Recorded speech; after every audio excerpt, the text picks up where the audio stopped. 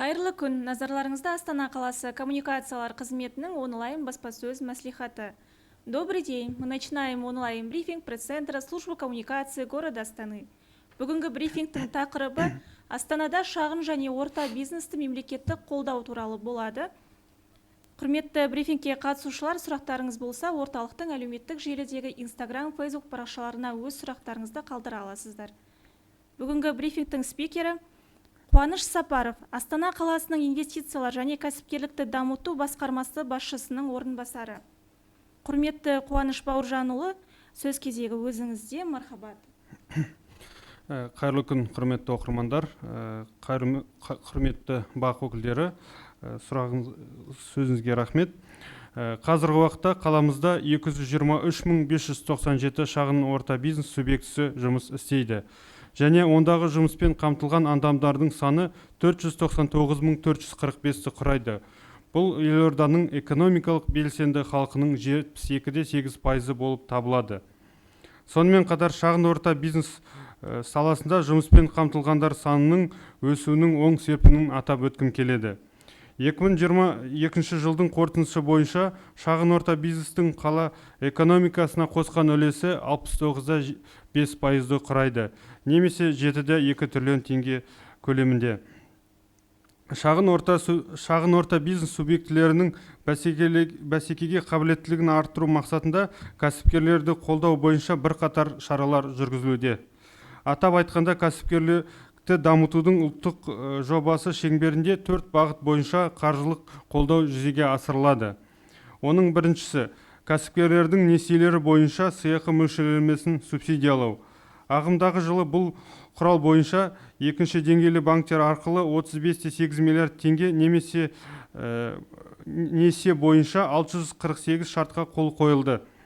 Екінші бағыт – кәсіпкерлердің несиелеріне ішінара кепілдік беру. Ағымдағы жылы 8,1 миллиард теңгеге кепілдік төлеу сомасына 582 шартқа қол қойылды. Үшінші бағыт – жетіспейтін инфрақұрылымды жүргізу. Жетіспейтін инфрақұрылымды жүргізу бағыты бойынша биылғы жылы бір жобаға 112,8 миллион теңгеге қолдау көрсетілді. Төртінші бағыт – мемлекет тарапынан қайтарылымсыз берілетін гранттар. Сонымен қатар әкімдік даму қорымен бірлесіп, Астана бизнес салалық шектеулерсіз кредит беру бағдарламасын жүзеге асырылады.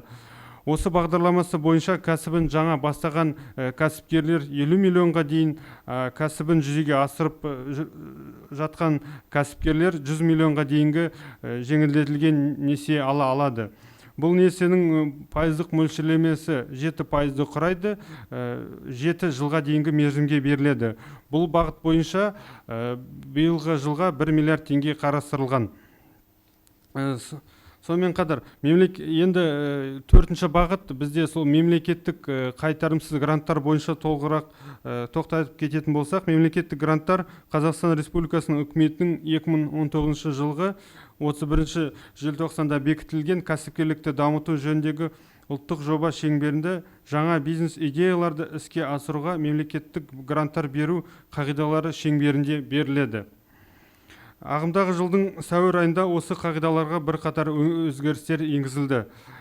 Енді грантқа тек тіркелген кезден бастап 3 жылға дейінгі мерзімде жеке кәсіпкерлер және республикалық тізілімге енгізілген әлеуметтік кәсіпкерлер субъектілері ғана қатыса алады. Конкурс қағидаларымен бекітілген экономиканың басым секторларында, сонымен қатар Астана аумағында тіркелген және жобасын осы Астана аумағында жүзеге асыратын кәсіпкерлер қатыса алады. Шарттарына тоқтайтын болсақ, конкурсқа қатысу үшін міндетті шарттар: кәсіпкермен мемлекеттік грант көлемінің кемінде 20% мөлшерінде ішінде бизнес жобаға қатысатын жеке жылжымалы немесе жылжымайтын мүлкімен қоса қаржыландыру. Жаңа жұмыс орнын құру, кәсіпкердің бизнес жобасында инфрақұрылымының болуы және жобаны іске асыру үшін жеткілікті инфрақұрылымды құру көзделген инвестициялық жобалардың болуы. Кәсіпкерлер грант қаражатын келесі мақсаттарға қолдана алады. тауарларды шығару немесе қызметтерді көрсету үшін қажетті негізгі құралдарды, шикізаттарды, материалдарды сатып алуға, материалдық емес активтерді сатып алуға, технологияларды сатып алуға, кешенді кәсіпкерлік лицензияны құқықтарын сатып алуға, зерттеу жұмыстарына және жаңа технологияларды енгізу бойынша шығыстарға жұмсай алады. Мемлекеттік грант қаражатын өзге мақсаттарға жұмсауға жол берілмейді. Мысалға, арендаға,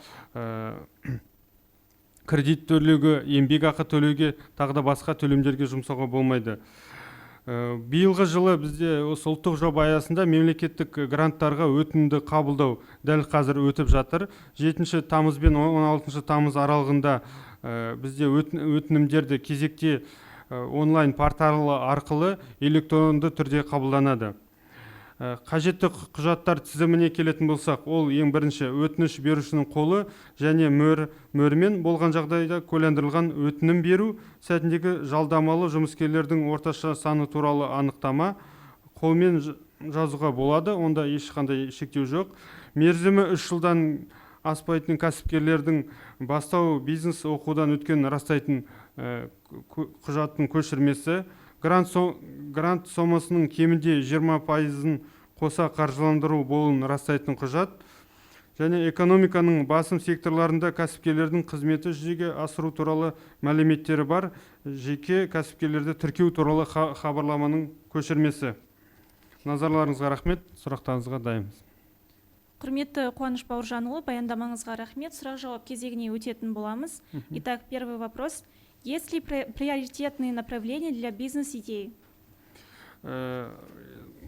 Спасибо за вопрос. Да, государственные гранты, безвозмездные гранты в рамках национального проекта по развитию предпринимательства выдаются строго в рамках утвержденных приоритетных секторов экономики. Это у нас образование, легкая промышленность, социально-медицинские услуги и другие виды приоритетных секторов экономики, утвержденные постановлением правительства. Рахмет. Следующий вопрос. На что можно использовать средства гранта? Средства гранта можно использовать на приобретение сырья, основных средств, нематериальных активов, технологий для покупки франшизы. Спасибо. Келесі сұрақ. Грант қайтарыла ма? Грант бізде қайтарымсыз грант беріледі. Оның 1,5-18 айдың көлемінде бізде қаржы агенттігі ол даму қоры болып табылады. Мониторингтің қорытындысы бойынша жаңағы бизнес планда көрсетілген бағыттарға жұмсалмаған жағдайда және бизнес жобаның іске асырмаған жағдайда грант қаражаты қайтарылады. Жауабыңызға рахмет. Келесі сұрақ. Егер грант алса, бірақ шарттарды орындай алмаса, бұл жағдайда грант алушы үшін қандай шара қарастырылған? Бұл бойынша мемлекеттік гранттар бізде комиссияның шешімімен беріледі. Енді осындай жағдайда ол грант беру комиссиясына шығарылады. Жаңағындай бизнес жобасын іске асырмаған жағдайда ол грант қайтарылады бюджетке. Келесі сұрақ. Бірлесіп қаржыландыру сомасы грант сомасына әсер етеді ме?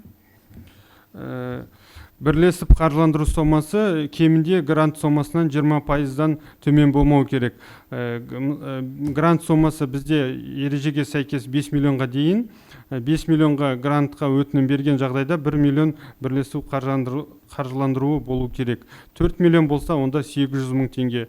3 миллион болған жағдайда 600 мың теңге өзінің қаржыландыруын көрсету керек. Жауабыңызға рахмет. Следующий вопрос. Какие из направлений господдержки являются наиболее востребованными? Бізде Қазақстан Республикасының үкіметімен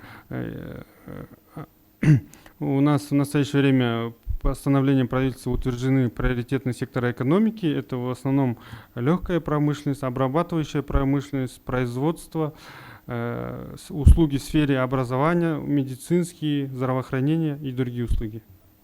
Следующий вопрос.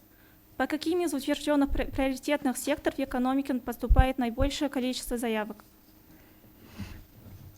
У нас наибольшее количество — это у нас легкая промышленность. По итогам прошлого года у нас наибольшее предприниматели заявки подали на легкую промышленность, учебные центры есть, и методические центры есть, и сфера услуг есть. Жақсы, рахмет. Бізге келіп түскен сұрақтар легі осы. Құрметті Қуаныш Бауыржанұлы, біздің алаңымызға келіп, пайдалы ақпараттармен бөліскеніңізге рахмет айтамыз. Біз бүгінгі онлайн баспасөз мәслихатын аяқтаймыз. Спасибо за внимание. Мы на этом заканчиваем наш онлайн брифинг. Амандықтар, жүздескенше.